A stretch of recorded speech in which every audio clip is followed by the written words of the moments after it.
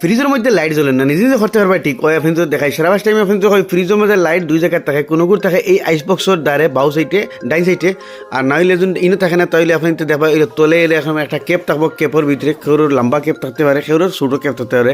Tray এখন খুলিলে আমরা এই কেপর নাট যেগুলো আছে এই নাটিও খুললে আমরা এই কেপটা বাড়িয়ে যাবো দেখতে হইতে। আইনের মাঝে আমরা বাল্ব লাগাইলে আছে দেখতে হইতে। কিন্তু বাল্বের মাঝে কোয়ালিটি আছে দুই ধরনের বাল্ব থাকে, এগুলো তেড সরু এগুলো তেড বড়। এগুলো আমরা বাউ সাইডে দিয়ে খুলে মুড়া মারলে এগুলো ট্রে সিস্টেম বাল্ব খুলে যাবো দেখতে হইতে। এই যে বাল্ব দেখতে বাল্বটা আপনি যখন সাউথ দেখতে পারবা এইগুলোর ভিতরে নাইক্রোম ওয়্যার আছে, এই ওয়্যার গেছে ছিঁড়ে গেলে আপনি তোর বাল্বটা নষ্ট হয়ে যায়, মানে বাল্বটা খারাপ হয়ে যায়।